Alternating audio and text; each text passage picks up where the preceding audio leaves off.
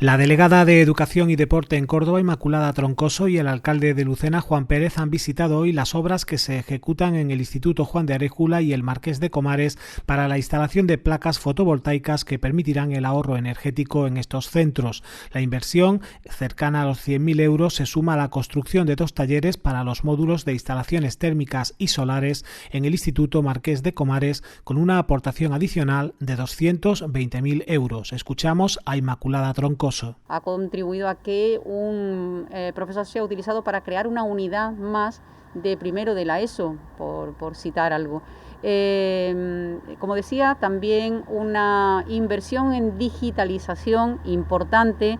Son 495 los ordenadores portátiles que ya se han entregado en la localidad de Lucena. Quedan aún pendientes algunos por entregar, que en muy próximas fechas se hará.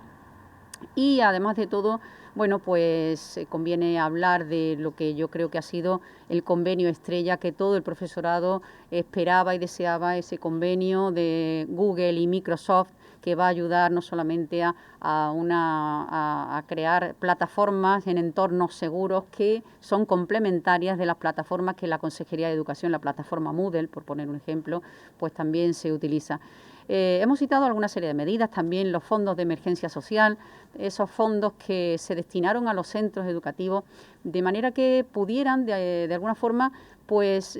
hacer pequeñas obras de inversión que contribuyeran, bueno, pues a crear mayor seguridad en la entrada y salida, en los flujos de entrada y salida de los alumnos, o hacer desdobles en la aula, es decir, cada centro lo ha destinado a lo que ha estimado oportuno. Si nos ceñimos igualmente a la localidad de Lucena, pues esos fondos de inversión han rondado los 182.000 euros aproximadamente en los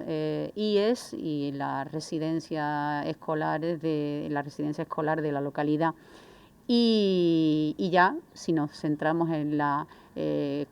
concretamos la visita al IES Juan de Aréjula y al Marqués de Comares. Troncoso ha valorado positivamente el primer tramo del curso escolar, que se ha cerrado con solo 12 aulas aisladas en toda la provincia, un 0,16% del total, así como el comienzo del segundo sin incidentes reseñables, destacando que en los test de antígenos a los que fueron sometidos los profesionales de la enseñanza el pasado día 7 en instalaciones de la Ciudad Deportiva de Lucena no se detectó ni un solo positivo. Entre las medidas implantadas en el primer trimestre en Lucena, Troncoso se ha referido a la contratación de 40 docentes o a la adquisición de más de 500 ordenadores portátiles. Es precisamente porque están desarrollándose unas obras de energía renovable, concretamente de instalación de placas fotovoltaicas, tanto en el Juan de Aréjula como en el Marqués de Comares, según digo.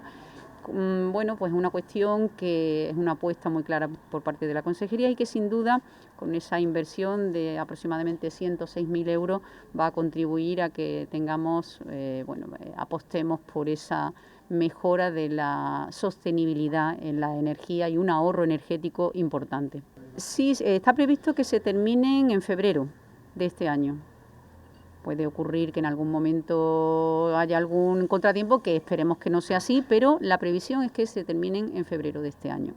Preguntada sobre las demandas de muchas AMPAs y profesorado sobre elementos de purificación del aire con filtros EPA en las aulas, más aún en estos días de frío extremo, Troncoso ha recordado que el método que se ha comprobado más eficaz y que ha permitido la bajísima incidencia del virus en las aulas es la ventilación natural y regular. Respecto a las iniciativas de AMPAs y ayuntamientos para adquirir este tipo de dispositivos,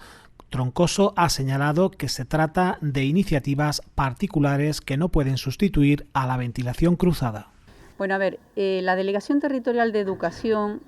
de alguna forma no es verdaderamente la competente para recomendar algo que atañe específicamente a la salud, que está por encima de todo. Es decir, tengamos en cuenta lo siguiente. Primero, que estamos en una ola de frío, que es una cuestión meramente transitoria, que esperemos que pase lo antes posible, es decir, esto no es lo habitual, eso para empezar. Pero luego, por otra parte, ni el Ministerio de Sanidad ni el Ministerio de Educación hacen alusión exclusiva al hecho de que se utilicen esos filtros EPA, por ejemplo, de los que estamos hablando, purificadores, Por otra parte, la Consejería de Salud, en sus documentos de medidas, de recomendaciones que se hacen al respecto en los centros educativos, se envió ese documento a los centros escolares en los que se hablaba de que la ventilación natural había que, de alguna forma, adaptarla también al confort térmico en situaciones en las que la climatología no pudiera permitir, obviamente, tener las ventanas abiertas durante toda la jornada. Y en esas recomendaciones se dice explícitamente que si la climatología es adversa, como en este caso nos estamos encontrando, pues bastará con ventilar 10 minutos o entre clase y clase o bien durante el recreo. Es decir, tenemos que adaptarlo de manera que podamos llevarlo de la mejor manera posible, pero jamás los purificadores van a poder sustituir a la ventilación natural. Es decir, como medida que en algunos centros quieran implementar, no es lo que se recomienda, ya digo, ni por el Ministerio ni por la Consejería de Salud. Por tanto, nosotros hacemos lo que nos marquen ellos, que son los competentes verdaderamente, pero jamás van a poder evitar la ventilación natural, que es lo que está recomendado en particular. Es decir, las medidas que están establecidas por la Consejería de Salud son las que estamos hablando, la ventilación natural cruzada siempre que sea posible, o ventilación natural forzada en otros casos, ¿no? Pero otra serie de medidas no, por parte de la Consejería no está previsto que se vayan a implementar. Bueno, de hecho la calefacción existe en la aula, sí, la calefacción existe, y lo que estábamos hablando antes era simplemente intentar conjugar o equilibrar ese confort térmico con la ventilación natural.